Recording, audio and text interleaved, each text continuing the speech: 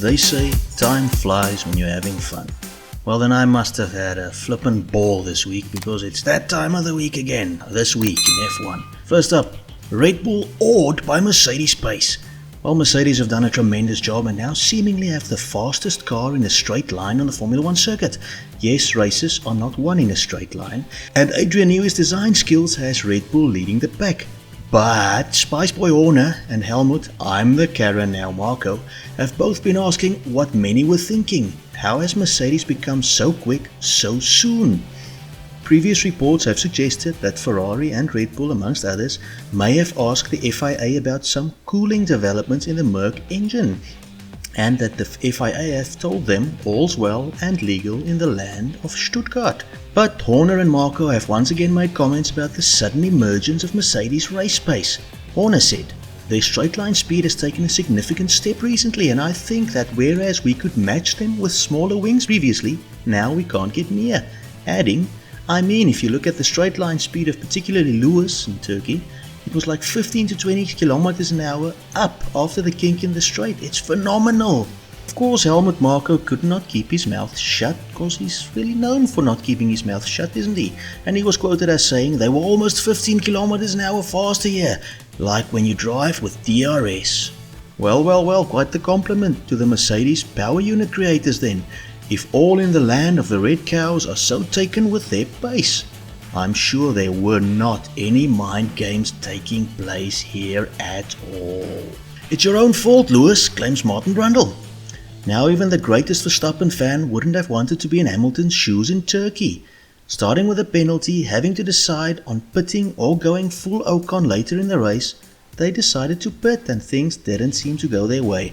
However, Martin Brundle, who may know a thing or two about racing, has now put his 2 cents in. Mercedes should have done what Red Bull were doing and tried to minimize the pain of Lewis taking an engine penalty and a grid penalty to go with that.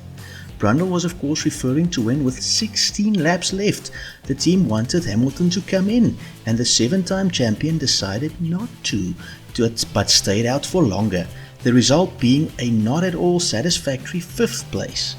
Hamilton had been hoping to finish the race on one set of tyres, as Ocon actually did, but was called in close to the end for fresh tyres whether he wanted them or not. However, some smart people believe that if you look at the pace Ocon lost due to degradation, Hamilton would have been fortunate to finish in the points had he stayed out. So the team were probably correct.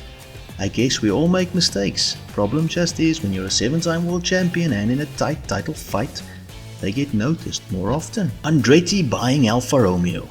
Michael Andretti was a terrible disappointment as a Formula 1 driver at McLaren in the early 90s. But a pretty decent driver in other formats of the sport. But he still seems to have a huge urge to succeed in a sport that saw his dad become world champion in a Lotus in 1978. Andretti Jr. has been linked to potentially buying Alfa Romeo. In an answer to said reports, Andretti said, "It would be great, but there's a long way to go if it were to happen." Andretti Autosport has been hugely successful in other formats of the sport, having won 6 Indy 500s. "Sorry Mick," says Alonso. A man known for being in the right place at the wrong time, Fernando Alonso has bemoaned his and his team's bad luck lately. "I think it was an unlucky race for us," Alonso said after Turkey. "We qualified well P5 for the first time this year and we were P5 for only 200 meters. After that we were already facing backwards." Adding, "I think the luck is not with us this year." After coming together with Gasly early on, Alonso was pushed towards the back and fighting to get up to the point scoring positions when he made contact with Mick Schumacher's Haas. "We touched each other. Unfortunately, he had the spin and I got the penalty. I take it, of course. I'm sorry to have the collision with him." Props for you, Mr. Alonso, for being a big enough man to apologize to the youngster. Imola back. Imola should really be on the permanent F1 calendar. It's a high-speed roller coaster of a race and more times than not is the cause of great excitement for fans. Steeped in history and always packed with thousands of crazed tifosi, the F1 calendar is poorer when Imola is not on it. Now it seems that the race may be back on the permanent roster sooner rather than later.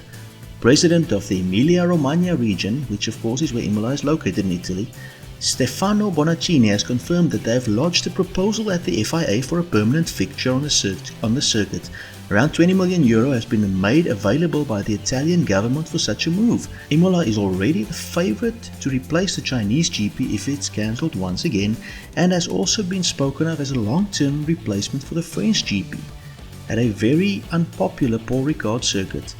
What actually will happen, of course, only time will tell, and we will see shortly when the big wigs of the FIA have their say. Thought for the week. Hebrews 13:5. Keep your lives free from the love of money and be content with what you have, because God has said, never will I leave you, never will I forsake you. Of course, with the chasing of money, you give up a lot of things. You give up relationships, you give up loved ones. And what God is saying here is don't put money above all else. Work hard, yes, it's not a sin to make money. It is, however, a sin to put money above the relationships of people around you. Look after yourself, look after your loved ones. And believe God when He says that He will not forsake you. He's with you, and He wants you to be with Him. Either way, some memes, enjoy them, laugh a little, enjoy the weekend. No race this weekend, but you've got people around you. Spend some quality time with them. Have a good time. God bless and goodbye.